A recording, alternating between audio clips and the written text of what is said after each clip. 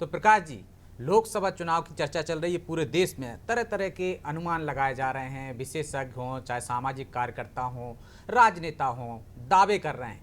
उसी दावे के दौरान हमने देखा है कि आप भी सटीक अनुमान लगाते हैं, अंकगणित हो या सीटों का हिसाब हो।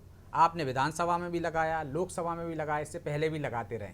इस बार आपका गणित क्या कहता है, आपका अनुमान क्या कहता है कि देश में बीजेपी जो कह रही है कि 400 पार, उसका ये दावा खरा उतरेगा? कितनी सीटें बीजेपी को देंगे और इंडिया गठबंधन को?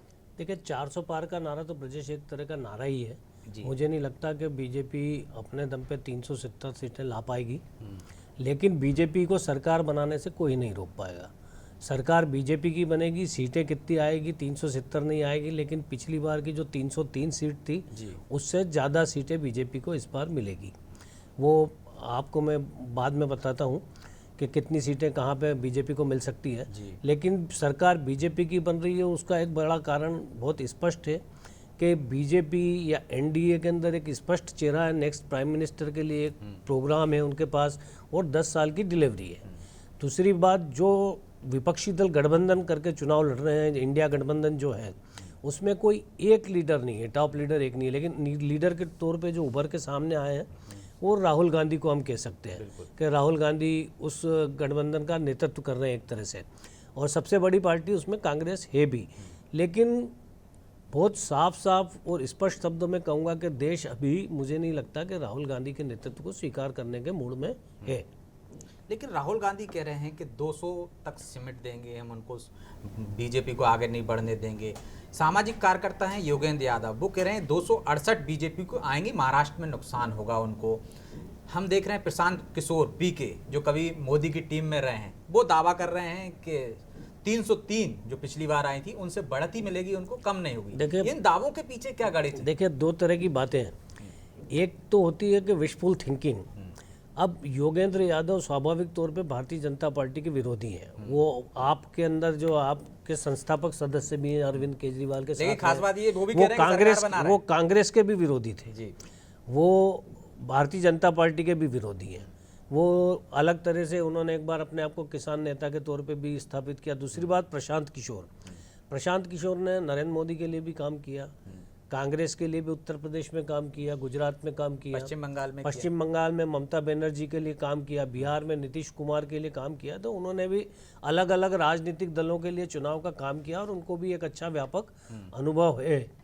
तो मुझे लगता है कि योगेंद्र यादव जो कह रहे हैं उसमें हो सकता है कि उनकी इच्छा हो कि बीजेपी की सरकार ना बने।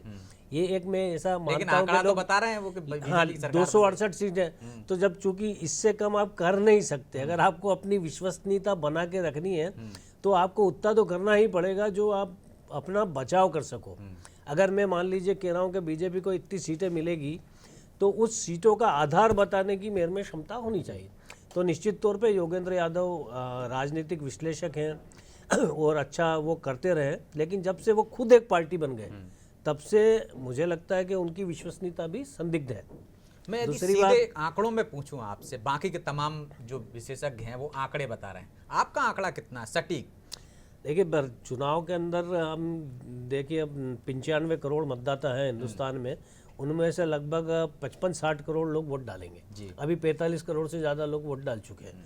तो मुझे लगता है कि एक बहुत सटीक आकलन करना वो है, तो लेकिन अगर हम देखेंगे, जो पुराने उसको देखेंगे, सारी चीज़ों का विश्लेषण करेंगे, सब बातों को सोचेंगे, तो मुझे लगता है कि भारतीय जनता पार्टी 325 सीटों से 340 सीटों के बीच देश में ला सकती है। ये स्थिति तब है जब मतलब चूँकि एक मोदी को वोट देना है, पूरा नैरेटिव ये सेट किया गया, तो मोदी, अब दूसरा जो ग्रुप है उसके लिए बीजेपी ज़्यादा महत्व नहीं रखती है, उसके लिए मोदी और अमित शाह को हटाना ज़्यादा इम्पोर्टेंट है। ये चुनाव पूरा ऐसा है कि इसमें मोदी को हटाना है और एक जो है वो मोदी को बनाना है। तो अब मोदी को हटाना है और मोदी को बनाना है, पूरा चुनाव इसी पे केंद्रित है। बीच बीच में जो दूसरे सारे मुद्दे चले आ रहे हैं वो एक अलग चीज़ है, लेकिन फिर भी इस बार कांग्रेस ने एक कई सारी चीज़ें ऐसी की है, अगर उनकी अपील जनता में हुई, वो कैसी हुई, मतलब आप कह सकते हैं कि उन्होंने कहा कि बीजेपी 400 सीटें आ जाएगी तो आरक्षण को ख़त्म कर देगी, संविधान को बदल देगी। दूसरी बात वो जातिगत जनगणना की कह रहे हैं, फिर उसके बाद आर्थिक सर्वे कह रहे हैं, फिर संपत्ति के बंटवारे की बातें हुई, ऐसी कई तरह की चीज़ें हुई। तो इसमें कांग्रेस ने कहीं बढ़त हासिल की तो कहीं अपने आप पे सेल्फ गोल भी कर लिए।